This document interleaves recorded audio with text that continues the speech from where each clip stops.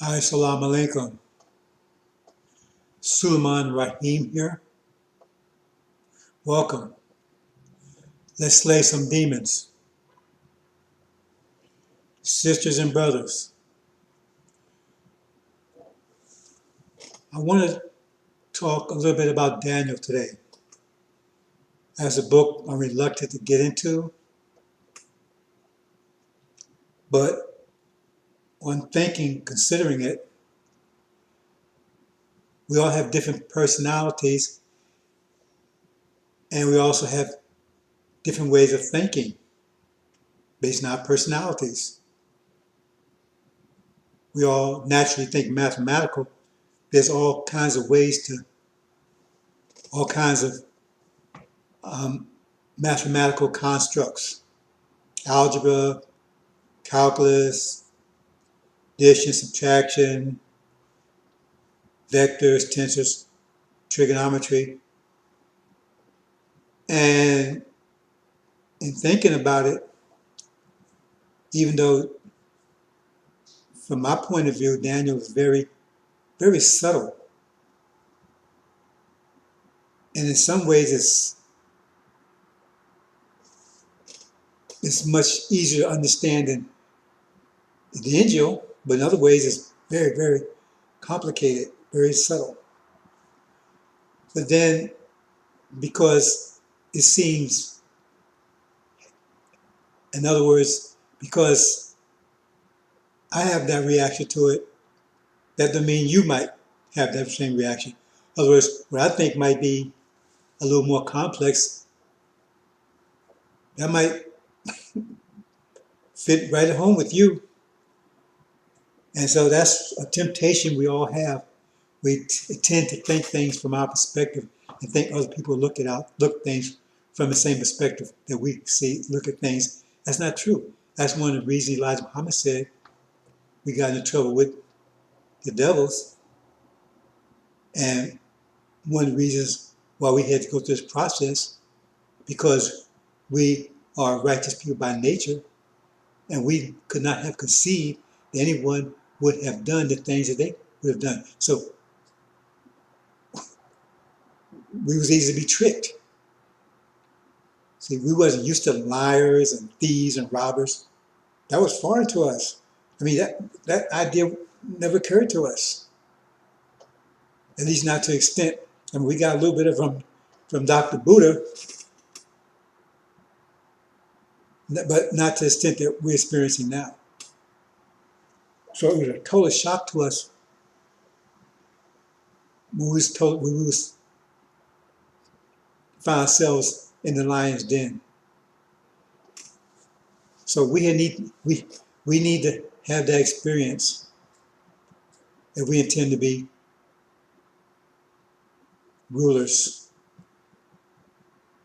We gain our crown, we gain our throne. As rulers of the universe, we need to have a total comprehensive understanding of every aspect of it. And so that was a side that we was missing, because we didn't imagine, and we still have that going on today. We still have a lot of original people who just can't believe how evil Massa is, was, and will continue to be. They just can't believe it. Just can't believe it. See, because they're looking at it from their perspective. I wouldn't do that. So, and they'll understand that they're not the same as you. They're different people.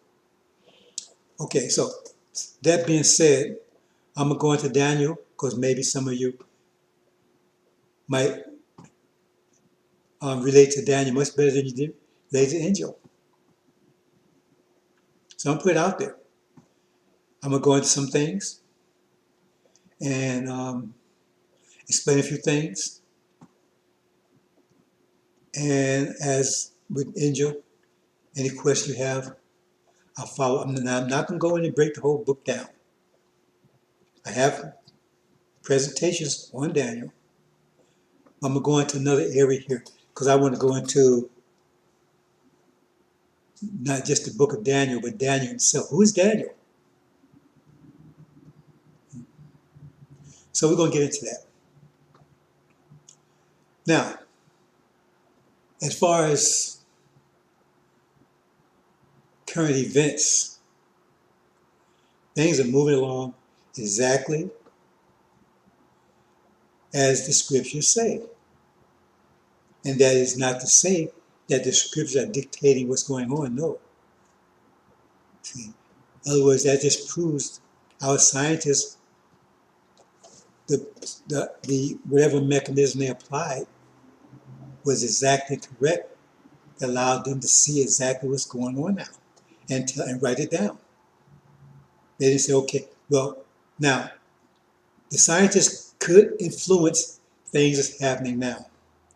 Now, we can't neglect that. For instance, if you see something is going to happen, this gets complicated. Maybe I shouldn't go into this. I don't want to get anybody confused. Okay, you know something, you already know what's going to happen. You look maybe a year ahead. You know exactly what's going to happen. You see exactly what's going to happen, right? So you say, oh, well, this person is going to meet this person and they're going to have a child. This child is going to change, do all these things, right? See? So you write that down. But in the process of writing that down, right, if you inject what you wrote down into the process, you're going to affect the process, right? Because remember, what you saw what's happening. But now you're adding something into what's happening. You're adding a book. Now, how's that book going to affect what you saw? So now you have to look again and say, if I put this book out there, how would that change anything? See? Because what if you put a book out there and this person sees this book, right? The father is this person that you saw that's going to have this child, right?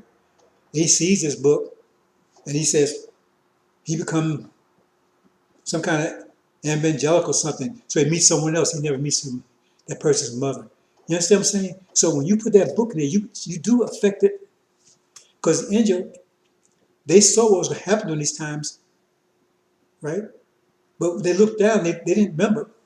When they looked and saw what was happening now, they hadn't wrote the angel yet. They write the angel after they see what's going to happen. Okay? Then they write the angel.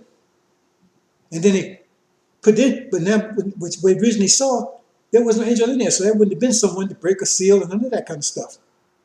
Right? Because there wasn't any, when they looked, they didn't see anyone breaking a seal or anything because there wasn't a seal that broke because they hadn't wrote it down yet.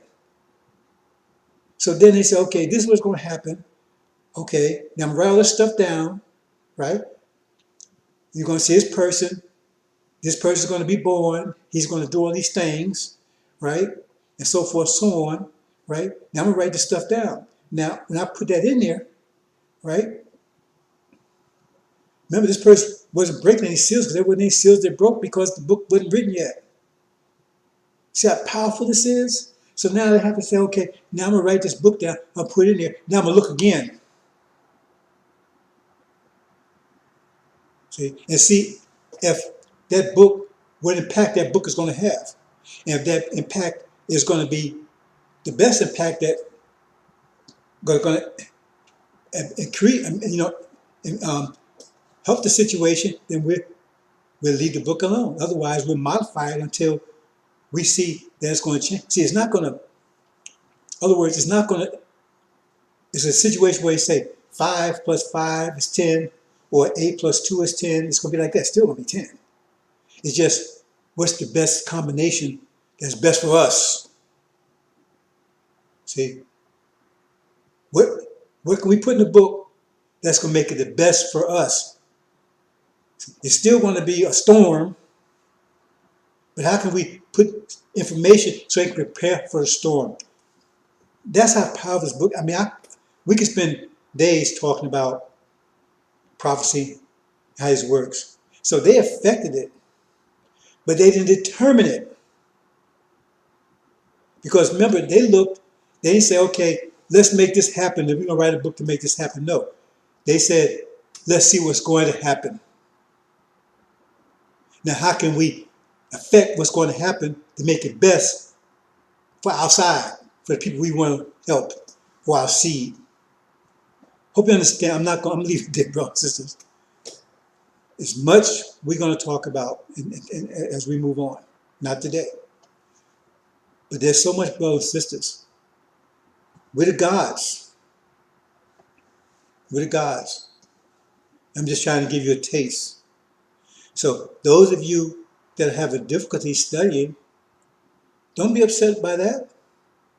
That's just how much harder you have to study. If you go to the gym and you have difficulty lifting up 50 pounds, well, that's that's what you have to do. You have to keep until you can lift 50 pounds. That's the test. See? And then you move to 60 and 70. See? But if you say, well, that's too hard, I'm going to stop, then you learn nothing. See? So, with difficulty is ease. Okay, brothers and sisters,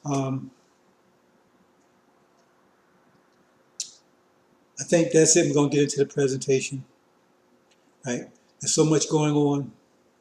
Oh, let me mention something else. I'm going to take a little time here.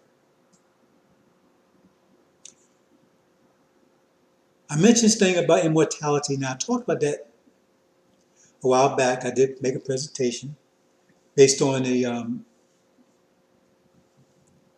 remarks I got back. I think maybe my presentation was missed, or it didn't hit the mark. It didn't, it didn't get the effect that I expected to have. But there's a presentation out there. We have to understand when Elijah Muhammad tells you, Farad tells you, we're the maker, owner, creator of planet Earth, God of the universe. Nobody's paying attention to understand what that means. If you're the God, then who are you praying to? Who does God pray to? In your Quran, that means we're the we in the Quran talking to the mortals, Adam, and so forth. We're talking, and other nations, we're the gods. They're the mortals. We're immortal. They're the mortals. Read Hebrews 7. Hebrews 7. Melchizedek. We're the gods. See? We're the we. We just lost our way. We've been separated from our creation. We're the creators, the God of the universe. What does that mean? If you're God of the universe, is there some other greater universe? So we're immortal. That's why I keep pointing out we're one body. We're one body, but we're all cells of that body. Put it that way. It's like you have all cells of your body. It's just they're independent cells, but they work together. They're not independent. I shouldn't say independent. They think they're independent, like the Quran says, think they're independent, but we're all connected. So just like when a cell dies in your body, when you relieve yourself of solid waste, much of that is just dead cells. A cell dies, another cell is replaced, an identical cell. It's just upgraded a little bit for the new environment because the environment changed. But it's the same cell. The core of that cell is the same. The same cell, identical. Same thing happens when you expire, right? Our nation produces another you. Exactly you. To fill that function. See? And we have 5 nations, 5 bodies. I talked about that in my last presentation. Each one separate bodies, right? And you are a function. Demons, they're not part of our body. They're part of the European body. See? That's why I think and act in coordination with them.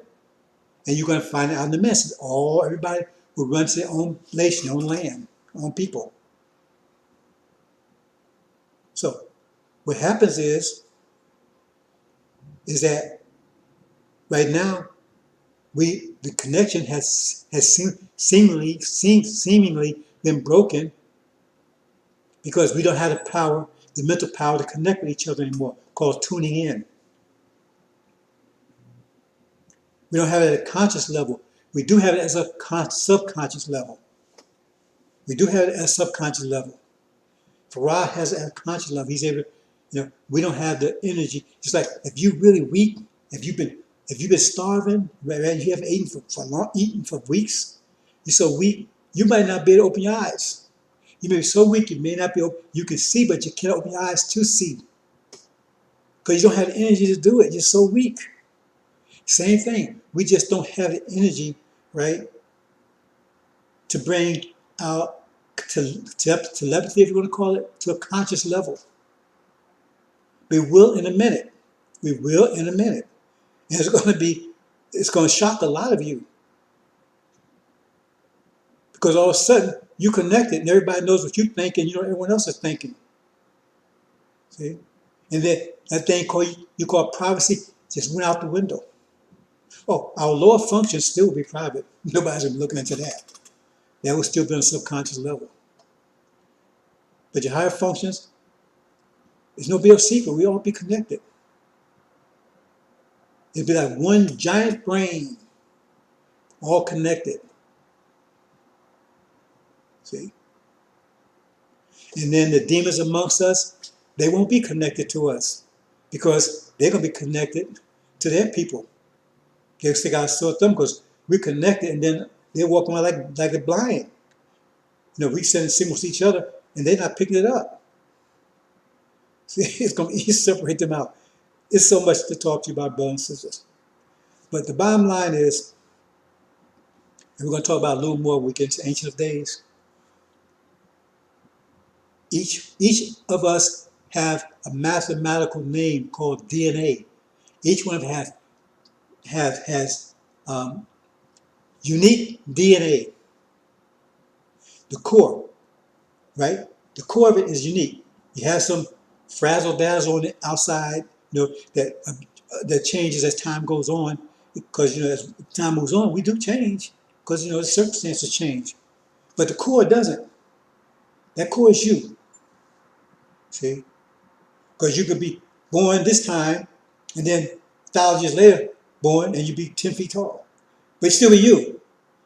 Because the core is still you. See? So that's what, Elijah Muhammad said, you only have one life. See, he was talking about in the context of, when you die, no one comes back from the grave. Exactly. Nobody comes back up from the grave. That's that Christian stuff. And some extent, even some Muslims believe that. Some Sunni. Nobody comes back from the grave. But he was saying that you don't come back at all. Now, there's places that he kind of like hedges on that. Where he's, of course, reading Escalades, where it's talking about, that's talking about them. They're mortal. They're only here 6,000 years, right? And the only way you come back to existence is you have to be, we're the tree of life. We're talking about in Genesis. We're a tree of life. And told Adam and Eve they was cut off from the tree of life. Because it said, if they ate from that tree of life, they would live forever. Like us. That's what it says. They'd be like us and live forever. But they're cut off. And and then hereafter, Suleiman and Farad, they have, Suleiman specifically, that's why it says he has the Lamb's Book of Life. Because he can cut you off from ever come back to existence again. Because there's a process. Right? And get into Quran where it says, take 4 birds. Now, if you study chromosomes genetics, you get 2 sets of chromosomes from your father and 2 sets of chromosomes from your mother. The egg has 2 sets of chromosomes and sperm has 2 sets of chromosomes. When they come together, right, then the best of both is used, and then you only come with a pair left, and that's you. Right? Remember, the core came from the father, because you were where your father is. And that's the way it works. See? And so that's why it says, take 4 birds, right? Put them on all the mountains. That means all your relatives have a piece of your DNA. Your sister, your brother, your father, your mother, your uncles, right?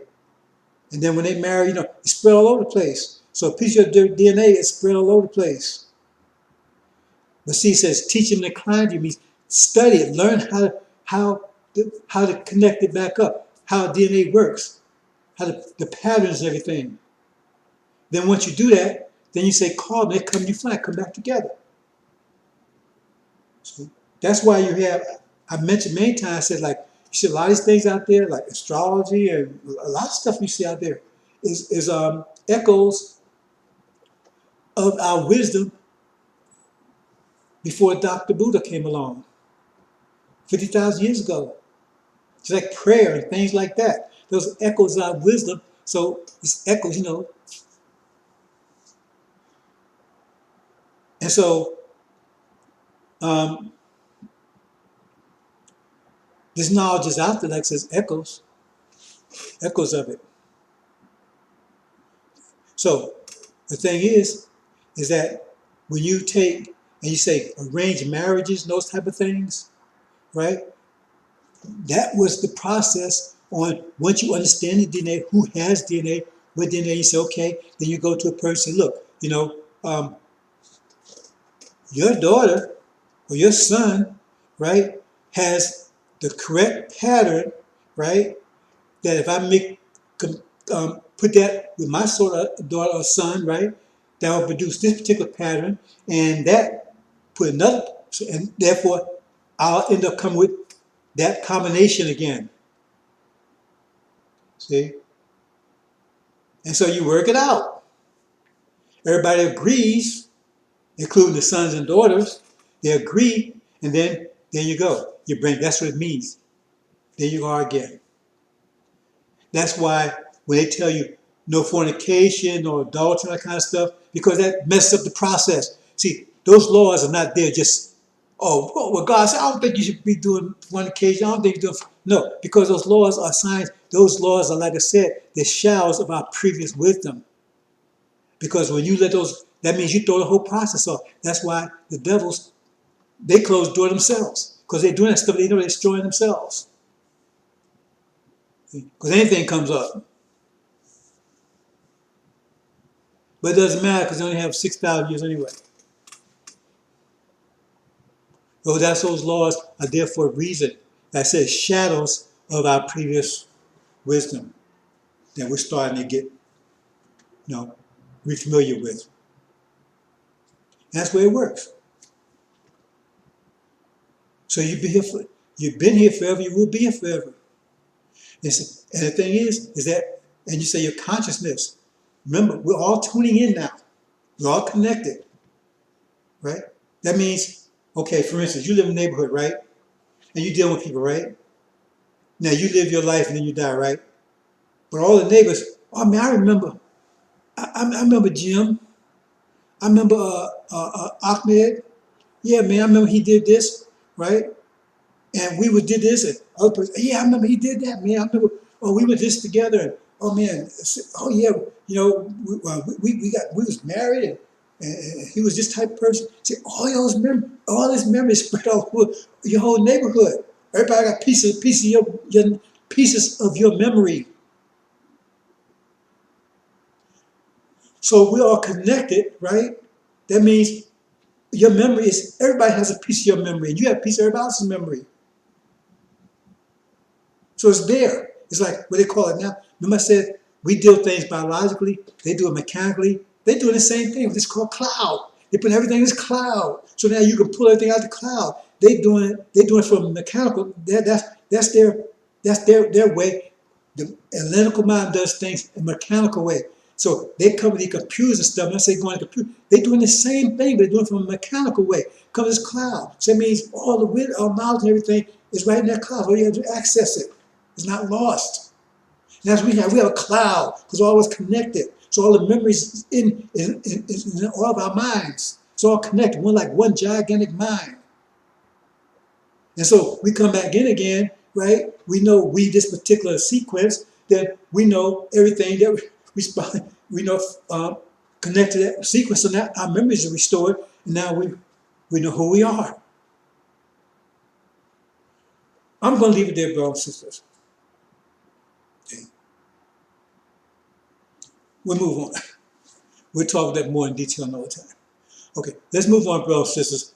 First, I'm going to talk about Daniel. Now, I may go into the intro here because I have 2 parts presentation, but if it gets too lengthy, then I'll do the second part at another time. Okay? Because I wanted to take, on the angel side, I wanted to go and show you some few things about the angel that you may not have been aware of, right?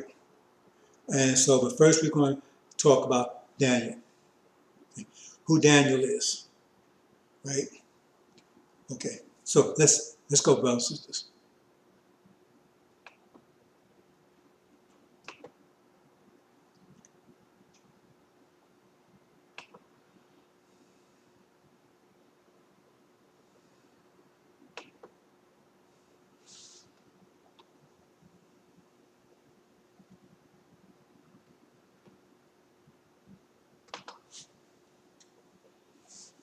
Timeline. Daniel. Now, a couple of things about Daniel. Now, Daniel Daniel itself is a sealed book. It tells you a sealed book that would not be revealed until the end times. It's a companion book to the angel. Daniel has 12 chapters, but it actually has 13 chapters, 13 chapters of the angel. If you look and compare the two, you find out that the main characters that's in Daniel are also found in chapter 13, the only place in the angel that they're found. And there's a reason for that. It's connected, but we're not going to go into how the extent of the connection today. Now, Daniel and Joseph are the same because they are 2 that could break unbreakable seals. See?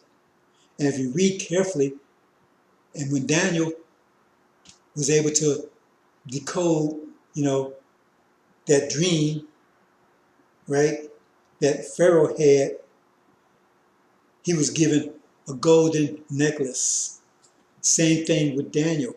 When Daniel was able to decipher the handwriting on the wall of Belshazzar, right, he was also given a gold necklace that shows a connection, because the gold necklace is the original nation.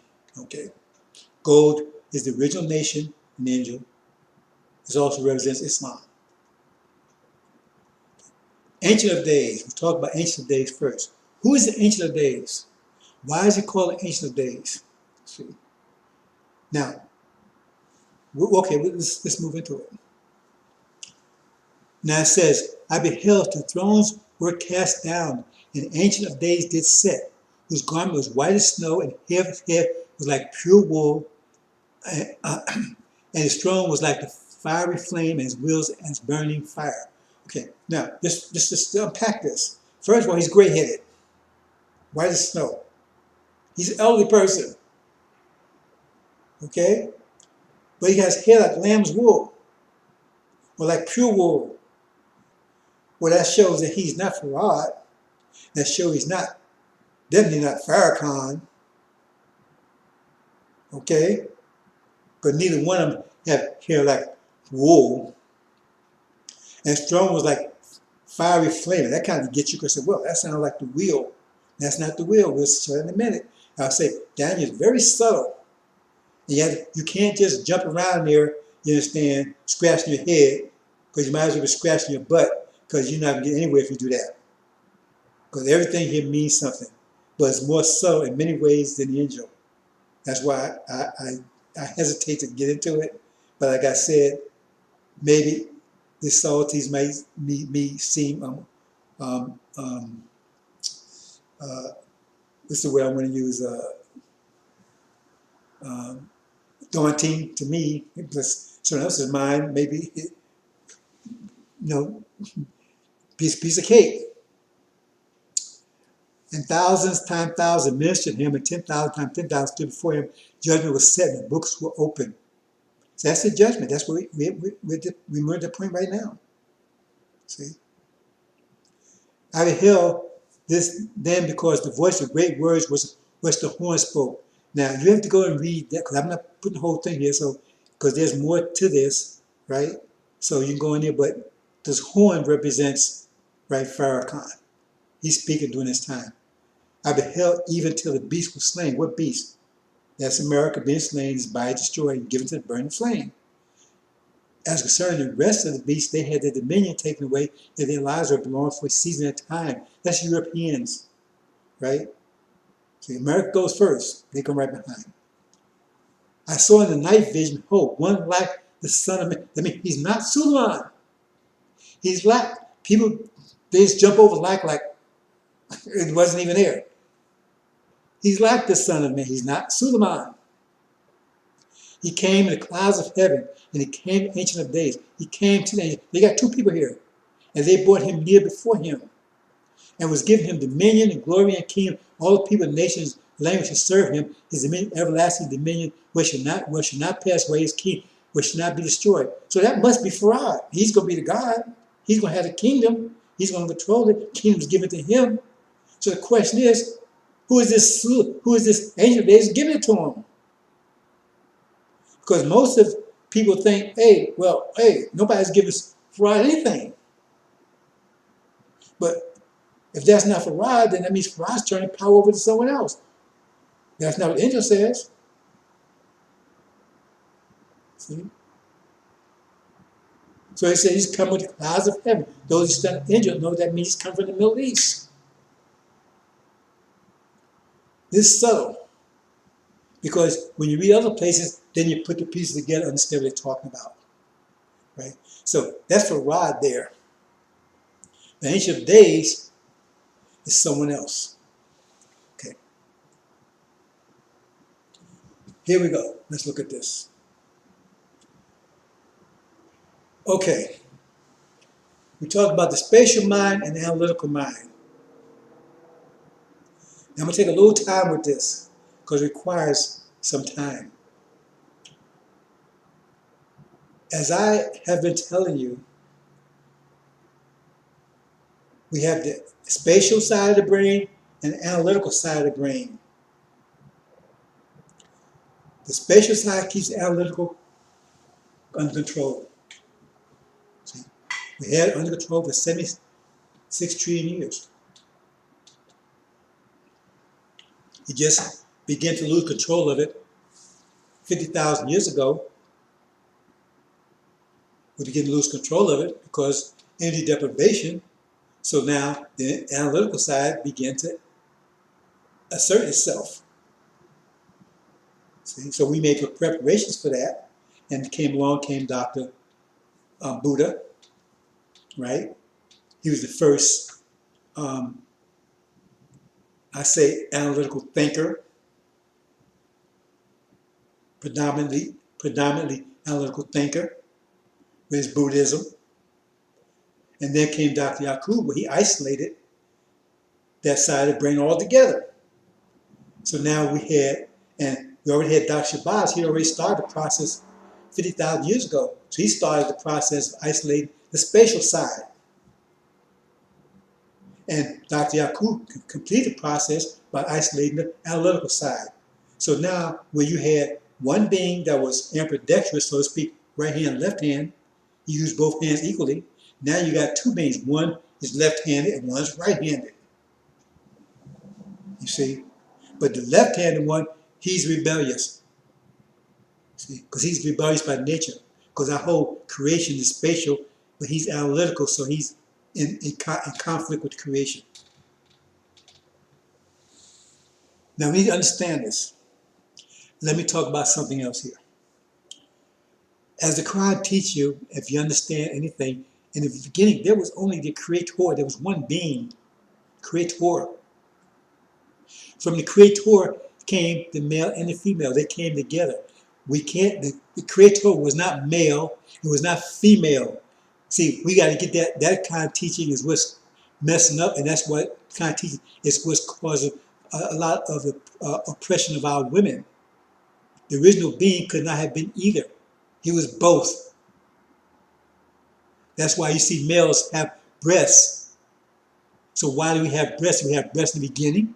If we have, they must have been functional. We had to reproduce ourselves. We don't have it now. Why? Because the female takes care of that part of the equation. We have the seed and they have the egg. The original being had both. Okay, so what happened was, I'm not going into all the details, but anyway, as far as the male and female, they came into existence at the same time. The male and the female came into existence at the same time. They had to. Because that was the new creative process. You could have had a male. Well, how would the male have come in? Okay, then how would that male reproduce itself if the female wasn't there? They came at the same time. The female is equal to us in every way, except the point is just equal but different. 5 plus 3 is 8. 6 plus 2 is 8. It's still 8. We need to get that through our heads. When the Quran is talking about a woman is degree, a man's degree above a woman, that Quran was designed for a time when females was when females being attacked, when we was under being attacked and everything, and we had to protect the female. So if you running through the jungle, right, and you got your female with you, and you being attacked and everything, the female should submit to you, right? Because you're the one that's in your environment now, right? You're the one gonna have to fight these lions and tigers and stuff. She can't do it. So it'd be smart for her to listen to you, to obey your instructions, because that's the situation. But when you're not in a situation, that's not necessary anymore, is it? If you're in her environment, right, then you should obey her instructions, because it's better, because she is more familiar with that environment than you are. You have to understand how these things work. Woman is not inferior to us. She's inferior to us if we're in an environment that's conducive to us, and we're inferior to her if we're in an environment that's conducive to her. You understand? That's favorable to her. Anyway, I'm going to move on past that. So what's going on here? Okay. If you understand anything Elijah Muhammad taught, well, you probably may have missed this because he got very deep into things. The original seed from the Creator, remember, it was just one being. That original seed is passed down uncorrupted. Uncorrupted. Like I said, you have on the peripheral, right? Little change to just the environment, but the core is uncorrupted. See, so you have other, piece, other as you have the other seeds that come from that seed, but the core seed is passed down all through time, uncorrupted. Okay, so now we get down to the point where we run into Dr. Yaqub. Now, Dr. Yaqub takes and says, or Dr. Shabazz, both, right? So they separated. See, that core seed, right? They separated into two. Where it was originally one, only this is time and we separated into two. Okay? So now you have the spatial and the analytical. Both come from the original Creator, uncorrupted. But one's the rebellious side and one's the dominant side. One's the recessive, one's the dominant. Okay? So he separates it out. Two gods. Other people here too, they come from the seed, they're not the core. This is the core seed, it's only one. That core seed comes down, not uncorrupted. So he separates the two. Now, that's the first time he's ever separated two. So now you got the spatial and the analytical one. But remember now, the analytical one, he still has two sides of his brain. He still have a spatial side and an analytical side. And analytical too, he has two sides too. But he's primarily used the analytical side. 99% of everything he does on the analytical side, he's analytical mind. He still has some spatial side. And so is analytical. He still have, spatial. He still has, he's 99% spatial, but he still have a little analytical side. Because you still have two sides of your brain. Everybody has two sides of their brain unless something happens. Right? You still have an analytical side and spatial side. Now you got two hands, right? But some people use the right hand and some people use left hand. You got some people that use both. They call them ambidextrous. Okay? So once he's separated, now you got the analytical with his grafted devils, and you got spatial, that's Dr. Shabazz, that side that he focused, right? He isolated, right? But they still have two sides. Right? The spatial, remember that's the spatial side. That spatial still has two sides to it. It still has the analytical, it's spatial. But has an analytical side of spatial and a spatial side of spatial. Okay? Has a spatial side of spatial, but still it's spatial, but it has an analytical side and a technical side. I mean spatial side, and it has a creative side and a technical side. That's spatial. It's still spatial. The other side, the technical over here, right? He has two sides also. But he's analytical. Understand that. So the spatial has got two sides. He's spatial. See? But he has the technical side of spatial and the creative side of spatial. See? Okay. So that side, right, was separated into two. What does that mean? Now you got the spatial side, right? The spatial side, he has a creative side and he has a technical side. Right? But they're both spatial. Okay. That is the two gods. The spatial, right? Both are spatial. See, analytical side's got to go because that's rebellious. It's not going to. That's Yaku's grab those. They got to go. They're not going to submit. They're not going to bow down. They're rebellious by nature. They got to go. But now you got the other side. It's got the spatial side. That's two sides of it. They're both spatial, but one is technical and one is creative. Okay, that gives you Suleiman. He's spatial, right?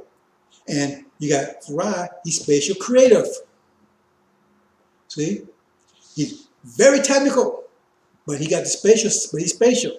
He's original, but he's got a Yakub's grafted body, right? But Suleiman, he's original. He has an original body, so he's all spatial. That's what you see there.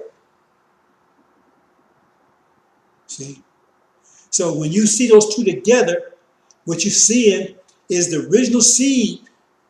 You see an original God from the beginning, because that's who it is. That's the original seed. That's his original DNA. It came down uncorrupted, right? But now it's in two parts. See? It's in a spatial part and analytical part.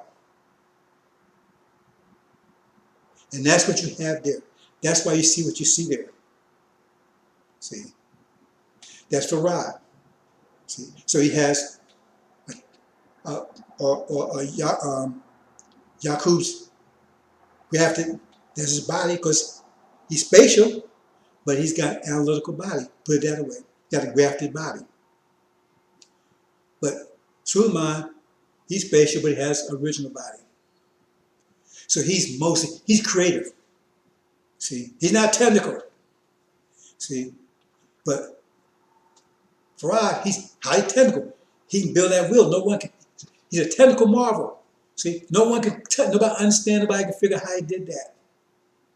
See, he's a technical marvel. See, because he got the technical power of the first God, uninhibited, right, by the spatial side. While the spatial, Suleiman, right, he can solve puzzles, creative, and no one else can do. And nobody can figure out how he did it. Why I say he can break the seals. No one could do it but him. That's what you have there, brothers and sisters. See, that's why it says that. So when you put the two together, you have the core of the original being is in two parts. Just like when you see the male and the female, you see an original being, but it's separated two parts, male and female. You put two parts together, that's the original being. That's the way it was originally, right? But now it's separated. And same thing, what you have right now, you have the spatial. So now the spatial is so powerful because he's not uninhibited by the analytical. So that's why it says Suleiman was the wisest man ever born. That's what it says in the Bible. It's the wisest ever. And when it talks about this will, it says he's the technical genius. No one's ever as technical as him. See, no, the cavies, they're very technical too, but see, they don't have no spatial. You understand? So they depend on us to give them creative ideas, and then they can bring them into existence. But they need us to provide the creativity, which they don't have. See? So that's the way it is. You got the be and it is. Hope you understand that, brothers and sisters. Understand, so we can move further into the lecture. That's why you see that. Like I said, all these things been in front of your face all the time, but you have to study to see it, because I'm not changing anything. That's what I say all the time. And there it is right there. That's why it's like that. See? So when you see Suleiman and Farad, those two together, right? You see two sides of the original being's mind. You see the spatial side and the critical and the creative side. Okay. Fiery furnace. Talking Daniel now. Now we need to do this to build, I got to build this up, right? Now, I'm not going to go into all the graphics and things of it. I'm just going to talk it through. So you get your book of Daniel, and then you follow it through.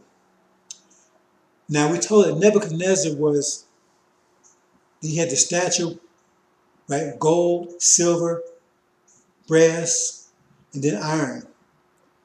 Now, I explained in the previous video presentation why they do it that way. Why they say gold, then silver, then brass, then iron. Because the gold, right? Gold and silver, those are precious metals. But brass can be a fool's gold. You can trick somebody to think that brass is gold, or bronze you can think is gold. Clean it up, shine it up, right? And so same thing with iron, right? If you shine iron up, you can make people think it's silver. Because that thing you have a house called silverware, unless you a billionaire, it ain't silver. It's steel, it's iron, right? They call it silverware. So it's not. But they can fool someone and say, make them think it's silver.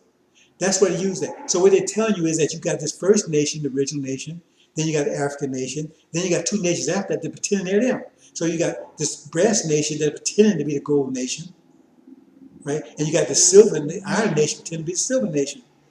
Because most of us that's over 50, right, know that when we was growing up, we was told that Egypt and all that kind of stuff was European countries. They built pyramids and all that kind of stuff.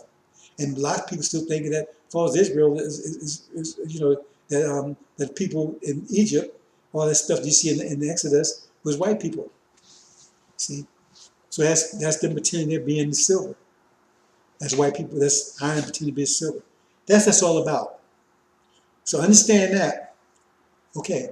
Now it's talking about this image of gold. Now a lot of people, they get that mixed. That's very so. They think image of gold like a gold statue, that kind of image. No, a photo is also an image of you, right? That's what we're talking about. Image of gold. So what's the image of gold? The brass. Nebuchadnezzar made this brass, and he gave them this brass thing, right? It was image of gold. See. And he says three score, and I can go into that in more detail. I'm not going to do it here. So that's what he's talking about. It's not a statue. He's talking about brass. And that tells you about this Nebuchadnezzar. Because Nebuchadnezzar, remember, he was represented the gold. But if you get down to the brass, that means you got a brass Nebuchadnezzar too. Someone pretend to be Nebuchadnezzar. And how you know? Because it tells you, that's why I said very so. It says, The for gold kingdom, that was first. Then after that kingdom, then came the silver kingdom. Then after that came the brass kingdom. So they talking about image of gold, brass. That means that couldn't be talking about Nebuchadnezzar because that kingdom is gone. They got to be talking about the brass Nebuchadnezzar. Okay, so he made the image of gold. That means he made an image of gold. That means this is brass. He wants people to worship the brass. That's 666. That's that 3 score and 6 cubits come in. That's 66. That's 60. That's 2 of the 6s right there. See, I'll go into that more detail another time. That's 2 of the 6 there. That's what it's talking about. See? So he's telling everybody you got to worship false Israel. See, and then see, and that, see that's not the original Nebuchadnezzar. That's the false Israel Nebuchadnezzar, right? From the brass. And anybody that doesn't worship them, right? See, he's going to throw them in this fiery furnace. Okay, I'm going through. Now we got Shadrach, Meshach, and Abednego. I'm not going to go into who they are and all that kind of stuff. That's not the purpose here. I'm getting to a fine point here, right? Now the Chaldeans, those are Caucasians. Chaldeans are Caucasians. I'm not going to explain that here. Another time I can show it later. But that's what the Chaldeans represent, Caucasians, right? Therefore, at that time, certain Chaldeans came accusing the Jews. Jews is us. We're the Jews, right? And they spake and said to King Nebuchadnezzar, O king, live forever. Thou, O king, hast made decree, every man shall hear the sound of whatever, right? And and they shall fall down and worship, right? The golden image. That means the image of the bronze, right? Which represents false Israel, right? And who does not worship it, he shall be cast in the midst of the burning fire. Remember I told you, the 13th chapter, Daniel has 12 chapters. The 13th is actually the 13th chapter of the Injil. And what it talks about, 666, worshiping false Israel. It's beautiful, the connection, brothers, but we're not going to go into all that here. So he cast in the middle, and will be cast in the burning fiery furnace. Keep that in mind, fiery furnace. There were certain Jews whom thou hast set over the affairs of the province of Babylon. So he's talking about America.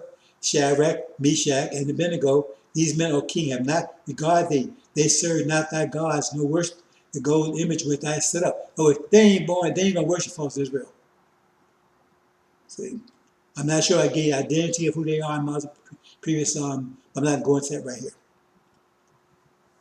And Shadrach, Meshach, and Abednego answered and said to the king, O Nebuchadnezzar, we are not careful to answer this matter. If it be so, our God whom we serve is able to deliver us, right? That's fraud, from the burning fiery furnace, and he will deliver us out of thy hand, O king. But if not, it be known unto thee, O king, that we will not serve thy God, nor worship thy golden image set up. We ain't going to worship your Jesus, and we ain't going to worship a false Israel. We ain't going to bow and worship to it. Remember chapter 13, anyone that didn't, right, what happened to them? That's what it's talking about here, right? So that's it. The ellipses there show that I left stuff out, but you can go and read it for yourself. Then was Nebuchadnezzar full of fury. The form of his vision was changed against Shadrach, Meshach, and Abednego. Now remember, he said everybody that doesn't worship this, he's going after. But where's Daniel in this picture? You mean Daniel worshipped? See?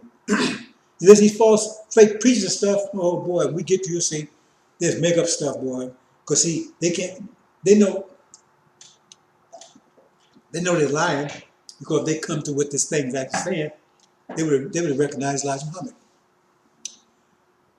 And therefore he spake and commanded they should heat the furnace 7 times more than it was to be heated. And he commanded that most mighty men were in armor to bind Shadrach, Meshach, and Abednego and cast in burning fiery furnace. These men were bound their coats, whatever, right? And the furnace is exceeding hot. The flame and the fire slew the men that took up Actually, the people that were supposed to throw them in there, they got burnt up. Right? That's important. I may elaborate on that. Right? And these men, Shadrach and Abednego, fell down bound in the midst of the burning fire furnace. So they were thrown into this fiery furnace. He burned up. Right? Then Nebuchadnezzar king was astonished, and he rose up in haste and spake and said unto his chancellors, did not we cast 3 bound men in the midst of the fire? Did we put 3 in the fire? The answer said unto the king, have no hurt, and the form of the fourth is like the sun. There's a 4th one in there. We thought 3, but there's a 4 in there. He says, lo, I see 4 men loose. See, that old king, he answered and said, lo, I see 4 men loose, walk in the midst of fire, and have no hurt, and the fire does not burn them up. And the form of the 4th is like the Son of God. See, the God is Farad, so his spiritual son is Suleiman. She's like the Son of God. Right? Then Nebuchadnezzar came near to the mouth of the burning fire and spake, Shadrach, Meshach, and Abednego, ye servants of the Most High God, come forth and come hither. Then Shadrach, Meshach, and Abednego came forth out of the midst of the fire, and the prince, the governor, the captain, whatever, right? And saw these men upon whose bodies the fire had no power, nor was there, or the hair of their head singed, neither was their coast changed, nor a spell of fire had passed on them. But they wasn't touched by the fire. See? But there was a 4th one in there. So who was the other? The other one had to be Daniel. See, they said, you go and tell, oh, well, no, that couldn't be Daniel. It had to be Jesus. That's what they tell you. That's Jesus. Then where was Daniel at?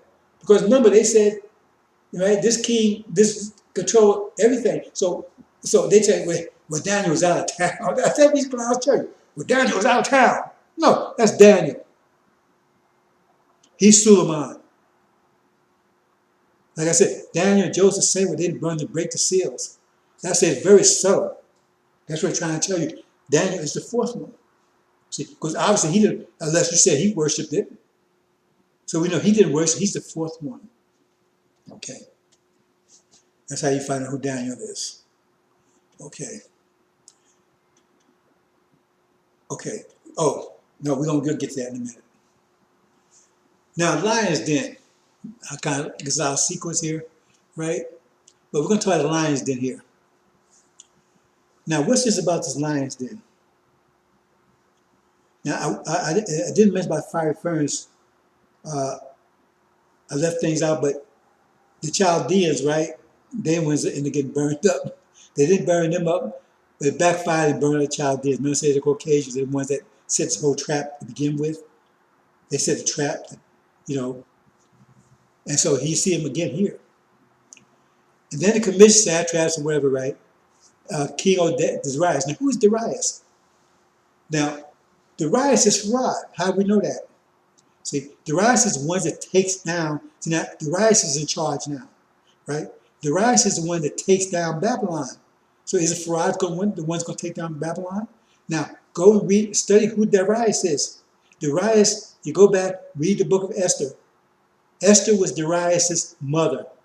His father was named, I can never pronounce that correctly, Ashura. Right? Elijah Muhammad said Farad's father was called Alfonso. Maybe that's another way of saying it.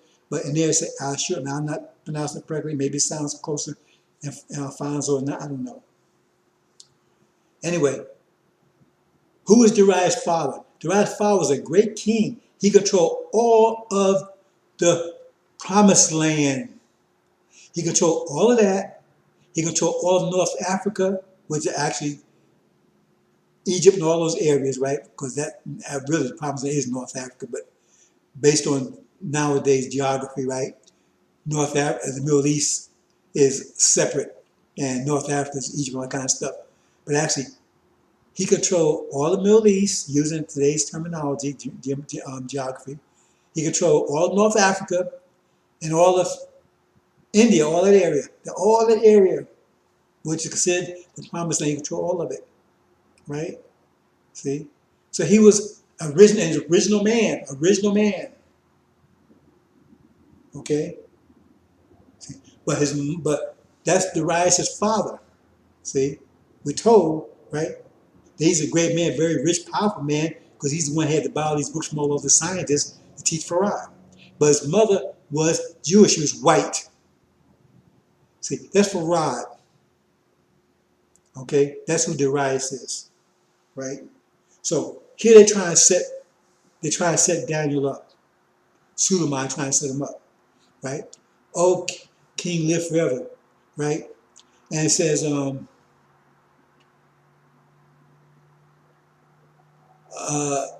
consult together that the king should establish a statute and enforce an injunction that anyone who makes a petition to any god or man besides you, anyone who does worship, anyone besides you, Farad, right, or king, for 30 days should be cast to the lion's den. Who are the lions? The lions are the original people.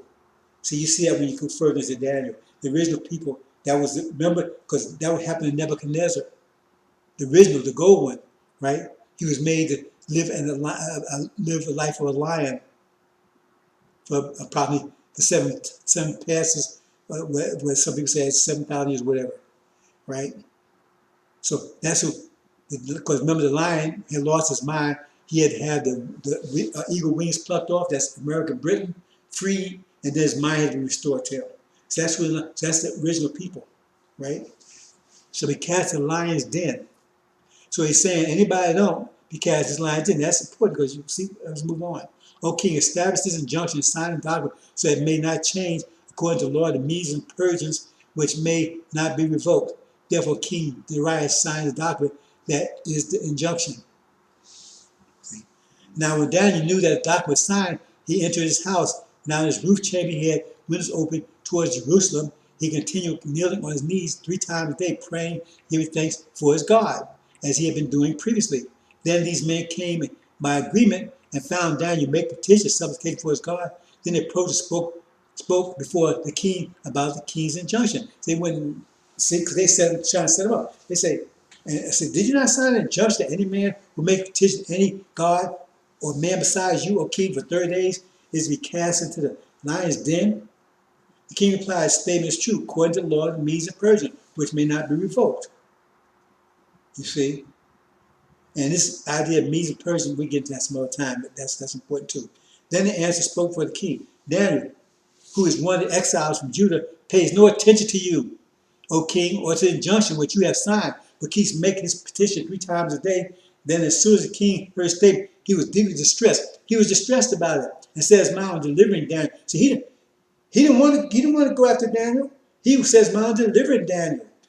This Farad. See, they said to try to set Suleiman up, and he says, hey, he got, and when he realized that they had did this, right, then he was distressed. He wanted to deliver Daniel.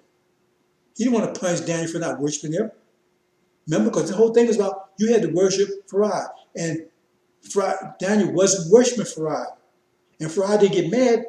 So, but he knew that he had signed this law. So he was trying to deliver Daniel. So how does that make any sense? Right? And even until sunset, he kept exerting himself to rescue him. And he got really distressed. He kept trying to rescue Daniel, absolve him from that, from all, everybody else had to do it, but not Daniel. Why not Daniel? Why everybody else had to worship him except Daniel? Everybody except Daniel. These men came by agreement to the king and said to the king, oh, recognize, O king, this is the law of the Medes and Persians. No injunction or statute was the king established may be changed. They tell you, man, you can't back off of this. I mean, you made it, you gave your word, you made the law. So now you got to punish Daniel because he ain't worshiping you. Then the king gave orders, and Daniel was brought in and cast in the lion's den. King spoke and said, Daniel, your God whom you constantly serve will himself deliver you. A stone was brought and laid over the mouth of the. So he's telling Daniel, don't worry, man, you're going to be delivered. I got to go along this law, but you're going to be delivered. Don't worry about it. Because the Lord, the God you serve, right, is greater than me. Ooh, what does that mean? See? A stone was brought and laid over the mouth of the den, and the king sealed it with his own signet ring and with signet rings of the nobles, so that nothing would change in regard to Daniel. Then the king went off to his palace and spent the night fasting, and no entertainment was brought before him, and his sleep fled from him. He was all upset with this whole thing about Daniel had to be in this lion's den. Then the king arose at daybreak, at the break of day, and went to the haste. He ran to the lion's den. When he came near the den, he carried out with a troubled voice, Daniel. He said, Daniel, serve a living God. Has your God, whom you constantly serve, been able to deliver you from the lions? Daniel spoke to the king, O king, live forever. My God sent an angel and shut the lion's mouth, and they have not harmed me. Insomuch I was found innocent before him, and also towards you, O king. I have committed no crime. Then the king was very pleased and gave orders for Daniel to be taken up out of the den. So Daniel was taken up out of the den, and no injury was ever found on him, because he had trusted in his God. The king then gave orders, and they brought those men who had maliciously accused Daniel. They the ones trying to set him up. They cast their children, their wives, and their in lions' den. That's these demons and the and their masters, right? And they had not, and they had reached the bottom of the den before the lions overpowered them and crushed all their bones. Then the Darius the king wrote all the people, nations, men very late, who were living in all the world, may your peace abound.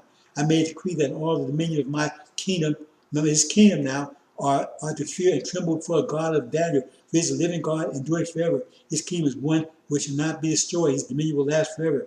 And delivers and rescues and performs signs and evidence, who also delivers Daniel from the power of the lions. Daniel's, okay, let me say what's happening here.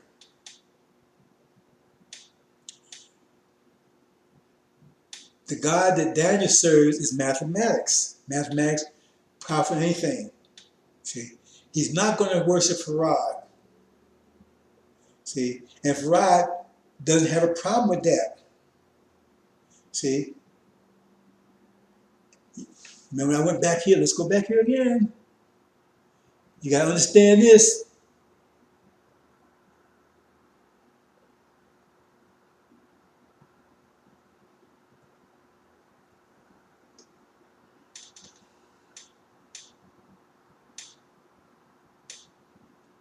Understand this, because neither worship each other. Neither worship each other because they're the same. There's two aspects of the original being, the original God. Neither are worshiping each other. Suleiman is not worshiping Farad. Farad is not worshiping Suleiman. See? That's what it's getting to. So unless you got another interpretation, brothers and sisters. So that's what's going on here. See, they tried to trick Farad to go against Suleiman.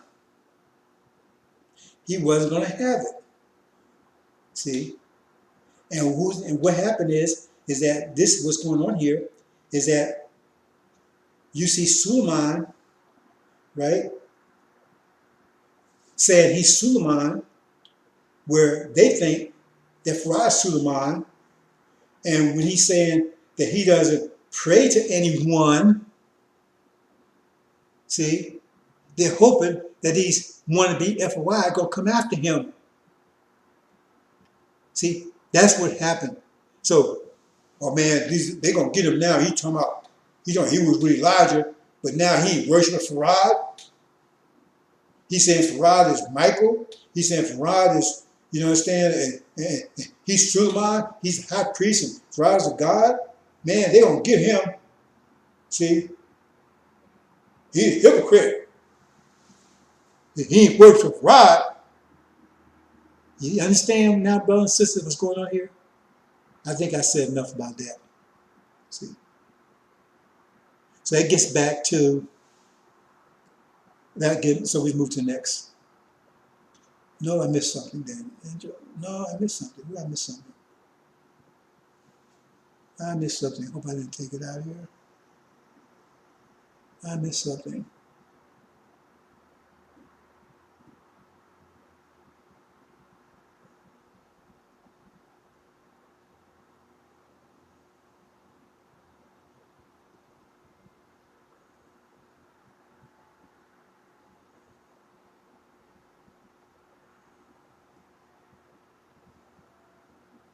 Oh. Okay. Now this displays this. Ancient of Days. Now, what you understand, that's what these things kind of out of order here. Now this makes sense. Because who's the Ancient of Days? That's Daniel. He's Daniel, right? And who's the one like the Son of Man that comes clouds of heaven? This is Farad coming, right, to deliver, right? Because this is a time that the beast is being destroyed, right? He comes to deliver Suleiman and his elect. Because the book's open to judgment, remember? And the demons have been separated out. So he comes, and at this time, he receives the kingdom from Suleiman. Because he's the God. Suleiman is the high priest. And he says he gives the kingdom to, right? He gives his elect over to Farad. Study it, brothers and sisters. Because Farad was given dominion, because he's the God. But he gets the kingdom from the Ancient of Days. From Daniel. Why it says, okay, let's get back at the top. It says, till the thrones was cast down. Who are the thrones? That's Farrakhan, his demons, because they in charge of NOI now. So their thrones, they sitting on thrones, they in control. They're going to be cast down. And then the Ancient of Days set. That's what it says in Malachi, right? That the messenger of the covenant, right? He will come and he set in the temple. He will suddenly come. Then he was set in the temple. See? But he's got to clean it up. So he's casting down those thrones. Casting down those in there. The demons, they're casting out. Farrakhan throwing them all out. Right? And that's why it says, his throne, when does this happen? Why is his throne like fiery flame? Because this is the point where they're in the furnace. They're in the furnace when this happens. That's why the beasts, remember the people that threw them in was burnt up themselves? That's what it's talking about. Because it says that the beast was given to burning, the body was destroyed and given to in the burning flame. That was it. The ones that tried to throw them, they set them up. They're the ones that got burnt in, but they were in the fire, but they wasn't being, we're in the fire right now. We're in the fire. But we're not being burned by it. Not the original people. This plague has killed everybody else. It's not killing the original people. That's what it's talking about. It says, no hair in the head was harmed while they was in the furnace. That's why it says, that's why it says very subtle. It shows like fiery flame. That means this was in the point when they was in the furnace when this was happening. See, we here in America in the furnace. See, that's what it means. So it's telling you a time frame there. Hope you understand, brothers and sisters. I want to let me see if I can finish going.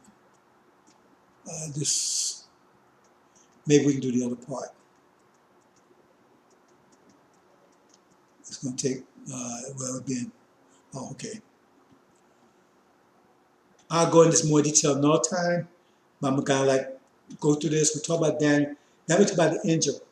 Now I'm going to talk some timeline. We talk about timelines here, right? So angel. Okay, 1948. Now what happens in 1948? Okay, after this, immediately I came to be in the spirit and looked, throne was lying in heaven. And upon the throne sitting and sing like the sing to stone jasper, stars of rainbow, a circle of throne like the sea emerald. This is chapter 4, right? So this is first you saw him Island of Patmos, right? Which was actually, well, if you know the Injil, you know what that means, right? So now he says, me I came in to be a spirit and looked thrones. Now it says lying. That's the word he used in transliteral. Lying. That means a lying thrones, a false throne, a lying throne. That's the word they use. They say, well, he meant laying. Whoever's laying, then how can you say a throne is laying down? See? Anyway, it's a lying throne. That's why you need a transliteral. If you get King James says setting, what takes that, then also you get past the line. But they could lying, that don't make sense. So he changed the setting. See? So you got this somebody sitting on this lying throne. See? So I'm going to cut the chase on this, right? Okay.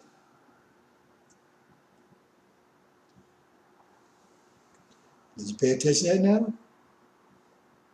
See? Now, this is when the time someone starts sitting that throne. That's false Israel. That's when they came into existence in 1948. See, that's why I'm doing this here. 1948. Watch this closely now. Look over here where it says the spirit, right? The left side. See, that's the star that rises in the east. At the same time, that's when Suleiman will be born, be conceived. They both conceived at the same time. So Suleiman's conception would be the same time false Israel's conception would be April, May, when that period, 1948. And that's when Suleiman was conceived. Because his birthday would be January. That would be 9 months later. That's what it's talking about. It's that 1948. See? That's what it's talking about. That's when we see the throne. See? Okay? When the throne is, no, because that's why I say in the translation, say, you saw his throne set up. That means that's what's happening. It wasn't there before. Okay? 1975. After that, so look, door had been opened up in heaven. There's the doors. So you have to watch these symbols. And the voice heard as a trumpet speaking with me, saying, step up here, I show you what's bound to occur. See? Now that sun right there, that's the voice. See, there's actually, it's the voice of a trumpet. You got 7 trumpets, then you got the voice of a trumpet. That's how you figure out the parable in chapter 17 where it says there was 8, but of the 7 or whatever. So that's what it's talking. See, he's talking to him. So he says, after I saw a look, the door been open in heaven. The voice said, which step up here. See? So the doors, so what does that mean? See? Okay. There you go. It's our sequence anyway. See, so he's up there. So when that happens, right, that's at the point, right, where all the red ones, they're going to the top now. See, 1975, what does that mean? Right? Because the door opens up now. Now he can go there because the door's open now, moved. Door's open, that's what it means. Right? Because these symbols. So what does that mean? See? This gets back to the son of perdition. See? Because it says, be not deceived. They lie about it all the time, Farrakhan. Be not deceived, right?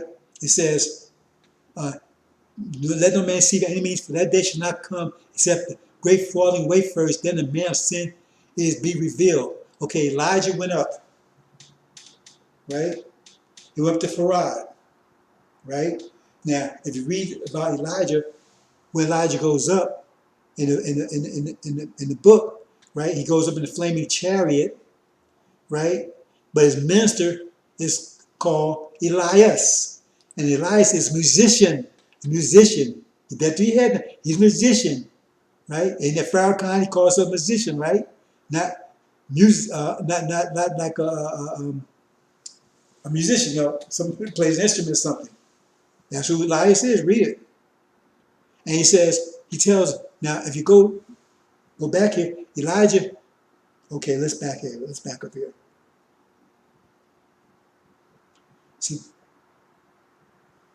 See where Elijah was? Okay. Remember the Levite and the green one, the black green one, they're spirits. Remember, that was 7 spirits. The origination represents 7 spirits. That's 2 of them. And Elijah's ministering to both of them, the chaff and the wheat. Remember, someone sowed the chaff and the wheat, sowed chaff amongst the wheat. So he's ministering to both. Told him, minister to both of them. Don't spread them out yet, because you might hurt the other one, right? So that's Elijah's ministering to both of them, right? Then Elijah goes up. It's 1975. Goes up to Farad. Now, when that happens, Elijah asks, before he goes up, he asks Elijah, what can I do for you before I go? And Elijah said, give me a double portion of your spirit. Why double portion? Because he want what Elijah had, the 2 portions. That's double, that's mean 2 portions. He want what Elijah had. He wants the The green one and the black one there, the two spirits. He wants both of them. That's why I said, give me a double portion. Okay? Remember the seven churches, the seven, original nation, there's also, it's not only called seven spirits, but also called seven eyes. Keep that in mind, seven eyes. Okay? So he said, okay, now where's Elijah? You got to read this carefully. Elijah says, okay, you will get what you ask for if you seek, S-E-E, see me when I depart, when I go up to Farad, right? Because he go up in the chair, he go up to Farad. If you see me when I go up, you'll get what you ask for. But if you don't see me, you won't. Read that carefully, brothers and sisters.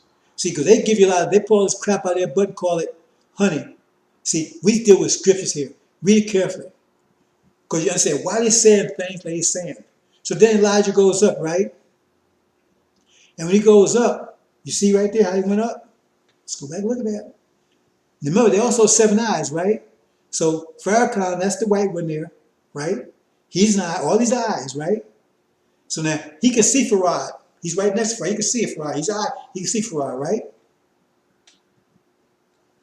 But now he can't see him because he's covered over by Elijah. So what does Farad come out of his mouth? The first thing that comes out of Farrakhan's mouth is, where's the God of Elijah? You can't see him now. You have to understand the Injil, brothers and sisters. You can't see him now. See, so he doesn't get the two spirits that he wanted because he didn't see them. See, and the result, now the Nation of Islam has no leadership. See, Wallace and Farrakhan got rid of the Nation of Islam. There was no leadership. Farrakhan didn't step up. He went with Wallace. They started his hand called Rebellion. There was no Nation of Islam. They got rid of it. They got rid of name and everything. There was no Nation of Islam. So this was talking about, John says, the door was open, he goes up. So they're all going up, right? So what happens? See? That's the falling away now. Because there's no leadership. So they'll fall away. Then if they fall away, what? Now, the man of sin, Farrakhan, is revealed. What? He says he's sitting in the temple. Now he's sitting in the temple. He don't have the fall, he don't have the double spirit, but he says he's sitting in the temple. And he said, right here it says, who opposes himself above all is called God. He's above everything is called God. See? Well, I made a mistake here. Fraud should have went down also. I'm not correct there right now. But he's above everything, because fraud would be where you see, let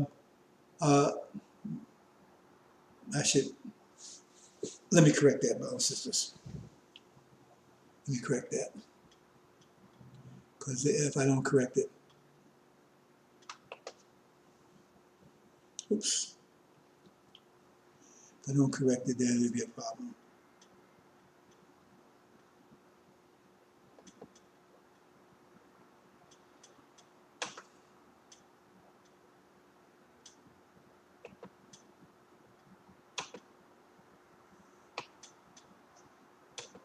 Yeah, see, that's why I don't like to do this.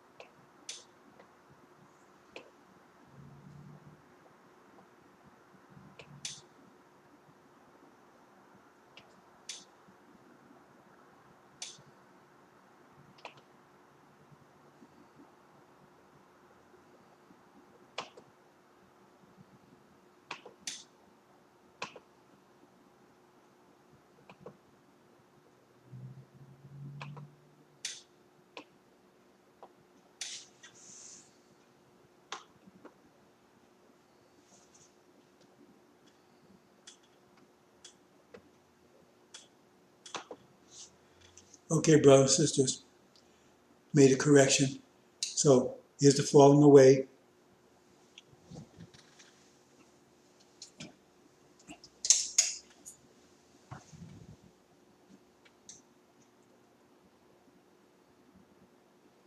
And then it says he's sitting in the temple, right? He's all stuff, but all that's called God. What do they mean by that? Because who's called God here? Satan is called a God, and Pharaoh is called a God. See, so he's putting but stuff, but all that's called God. See, that's what that's talking about. 1975, Lies Heart Part. 1977 is when Son of Perdition is revealed. He's the Son of Perdition. He can play around with everything. He's the Son of Perdition. Okay. 1990. Okay. Now 1990, where are we at 1990? Okay. I saw upon the right hand side upon the throne, little book having been written. Okay. Now here, remember, who's sitting on the throne? False Israel. Right? Sitting on the throne. Still there, right? His right hand is a book. That book represents Asian nation. The seals represents the African nations, right? Written within and with behind. So if you understand chapter 2 and chapter 3, you understand what's written, just written. I'm not going to that right here. That's the book. And that's the way it's set right at that point, 1990. How you know it's 1990, right? Because it says, and will follow the 24 persons. Remember, here's the 24. Read right there, right? The elders. Each one of these beings has 6 wings, right? So 6 times 4 is 24. Those are the elders, right? The book, the seals, the wings are also elders, right? The Oriental Caucasian nations are not considered elders because they're grafted. They're not considered part elders, right? Will follow the 24 older persons in sight of the setting upon the throne, right? That's false Israel. And they worship the living. They worship him. See, they think they worship Jesus and everything. They worship him. Right? Everybody's worshiping false Israel now. They're doing everything. Oh man, we know we're helping for whatever. And will throw the crowns of them in sight of the throne. So they threw their crowns down. That's when these are crowns, right? That's Iran and Syria. It didn't say 24 crowns. It says, remember I said the top one, the top of every nation is the golden part of the crowns of it. See? Iran and Syria, those are the crowns. They were cast down. When was they cast down? When would American false Israel and invade the Middle East? 1990, right? That's when Saddam Hussein went to Kuwait, and they said, okay, we're going to go in and take Iraq down, right? But at the same time, the seals were broken. 1990. That's when I tell you, I broke the seals in 1990. Before he went into Kuwait, because at that point, I saw right away that they was going to attack the Middle East. That's before he went to Kuwait. So that was the first successful right prediction. That point. So that's telling you. That's telling you what happened in 1990. That's what happened. That's the time the seals were broken. Okay. Trying to give you some more insights to the angel, brothers and sisters. 2003. Okay. This gets a little more complicated. Where it says the angel, it says that there was silence in heaven for the space of half an hour. It gets more detailed, not go to it here, right? But half an hour in that context is 24 years, right? So it says about half an hour, almost near. So that means you're talking about half. That means either it won't be 12 because 12 would be half, so it'd be 13 or 11 from 1990. You have to understand chapter 2 and 3 to understand that. So that gives you 2001 and 2003. 2001 is when they had 9/11. 2003 when they had the second invasion into the Middle East. Right? Baby Bush, Papa Bush did the first one in 1990. Baby Bush did the second one in 2003. That's when the fifth angel, right? The fifth trumpet fall. Remember, the fifth trumpet is the first one to blow, the first one to fall. The fifth angel trumpeted. I saw a star out of the heaven falling into the earth. right? And was given the key of the pit of the abyss. See, I'm not going to all the details about that, right? But I show who the keys are. So that's 2003 when the fifth one blows. And so it's given the key. See, the key, that means he's not going to open that abyss, right? He's not going to open it until he gets the key. But he does get the key until the four winds blow. So and be careful with that one. See, so now, here he is. See, now he has to be given the key to the abyss. And that doesn't happen until the first four winds blow, which won't happen until 2020. Okay, 2008. And I saw the open the Lamb, one out of the seven seals, heard one out of the four living saying the voice of thunder, be coming. I saw a white horse. This 2008. This Obama. It says, right? It says, okay, I should have changed that too. Anyway, I'll leave it there, right? And it says, if you understand that, the door right there, that's the crown. That's a golden crown. No matter the top is the crown, right? And John, he's the bow. That's 2008. See, and that's when Suleiman will go and try to talk to NOI because he didn't want to, right? He's Jonah. He fled the country. He didn't want to. But after 3 years, he came back and he went to Nineveh, right? That's no story. Nineveh, they got all wrong. You got Nineveh, the city. You got Nineveh and Nineveh, the great city. Great city is America. It didn't repent, but Nineveh did repent. That's NOI. They're going to repent. They're going to repent of Farrakhan. And but it says the king of Nineveh, he sat down in the ashes. What he sit in the ashes? You think why? Yeah, because he get burned up. That's why. So anyway, that's another story. But so that's when he comes to talk to them. Right, 2008, when Obama becomes right. See, he's the one sitting on the white horse. See, the white one represents the white horse, reddish, fire red horse, black horse, and the greenish yellow horse, which is not pale, it's greenish yellow. Okay? 2008. We're moving along. 2015, 2018, right? Six months. 6 months start from March. March is the first month of the year. It's the first day of summer. It's the first day of spring. Okay, and this is where it's talking about they be given to the nations, right? So that means it was underfoot of the nations. That's when the deal was made. Obama made the deal with Iran and put them under control of the nations, under the UN. See? Because that deal they made, they had to be under authority of the UN to check on their nuclear activities. Okay? 2015, that was 3.5 years that would take place until at the point where Trump took and voided the agreement. So 2018 to 20, that'd be let's see, that'd put you into October. Right?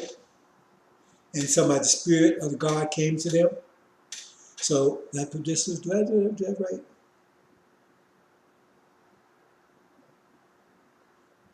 Okay. I think I missed something anyway. 2020, 7th month. Because it let me get this right here.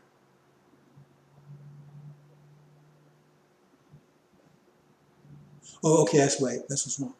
Okay, then it'd be 2 years, right? It'd be 2 years where it says 2 years. It says 2 years. Then the Spirit of God came into them, right? And that's what's happening right now. So that put you into 2 years from that, from 2000. 2 years from here, we'll put you at 20. It'll be after. So after 3.5, after 24, after 3 days, which is 24, which is 24 months or 2 years. So that would be after this will be 2020, right? And 6 is it really September, because we're saying the 6 month is the 6 month from March would be September. So it says after that 2 years, right? So it wouldn't be September of 2020, the month after, because after that is October 2020. So I didn't make that clear. Anyway, here it is, right? So it'd be the 7th. Okay, I got it, but I should have made it a little clearer for you brothers and sisters. So there it is. So so after that, that will put you October. So that's the Spirit of God will come into them. So that's where it would be. That's what's about. See, after 3 days and a half, right? Which would be half of what? Half of 41, half of 42 months, right? Which is 21 plus 3 months is 24. That's 2 years. So there, that puts you in October, right? That's what it means. The Spirit of God came into them, right? Did you see that? What's the Spirit? Remember, that greenish yellow is a spirit. It's one of the 7 spirits. And where you see a tree there, as far as this, that's one of the God. So the Spirit of that God came into them, right? See? Maybe October, right? And then they stood upon their feet. See? Then it stood upon their feet. So that means the next thing, that'll be the next. See, first the Spirit of God came, and then it, so that's 2 things. So that means November, where we are right now, right? That's the war. That's the war. They stood upon their feet. Now they've kicked America, falls Israel, and Britain out of the Middle East. That's the war there. That means stood upon their feet. That'd be November, this month. See?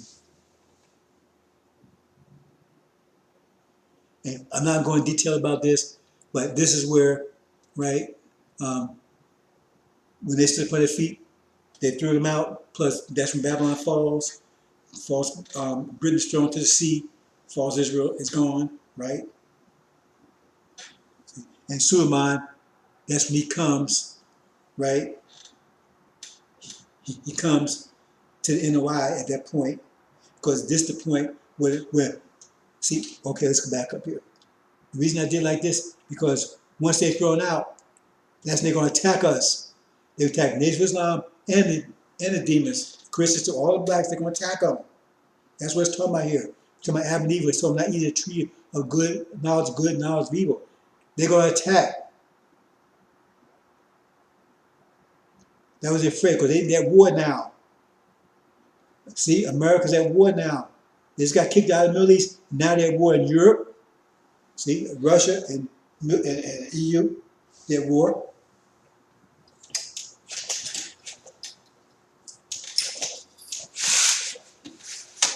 They're at war, right?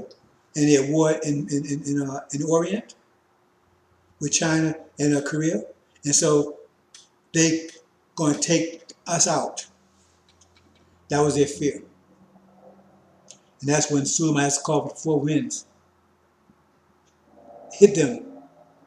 Slow them down. Okay? That's where all the original nations, all blacks will come together. See, that's the harvest time. The wheat and the chaff comes together.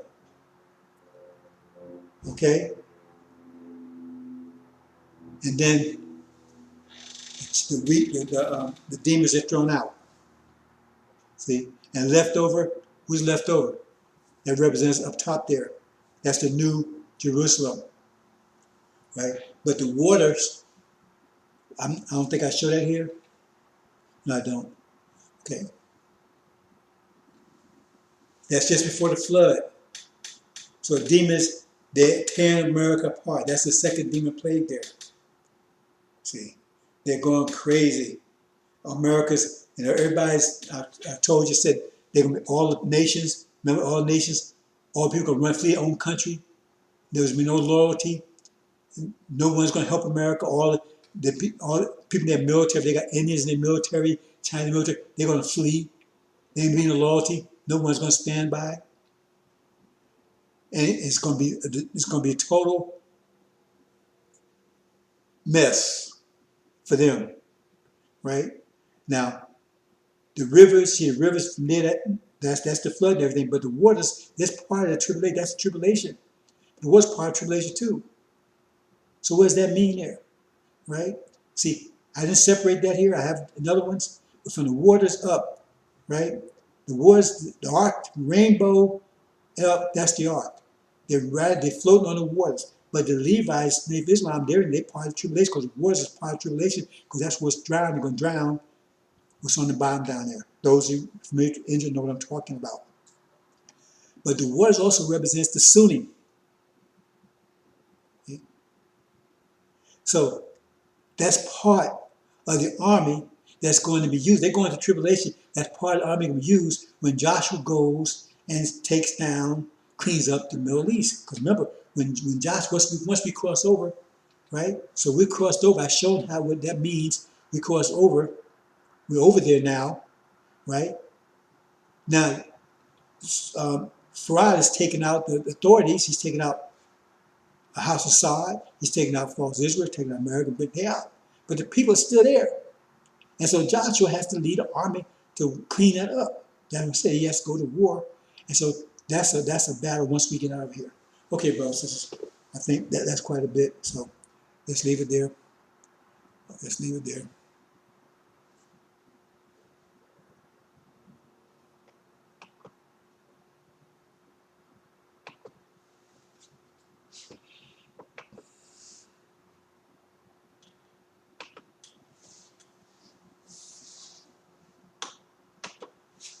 Okay, brothers, so that's quite a bit.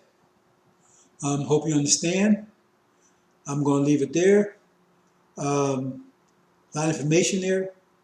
We talked about Daniel, try to explain about Ancient Days and Farad, and try to explain the timeline and Injil, how these chapters work together. So hope you understand, brothers and sisters. I think I'm going to just call it a night there. If you have any questions, please contact me. And by the way, you brothers and sisters, we had a video.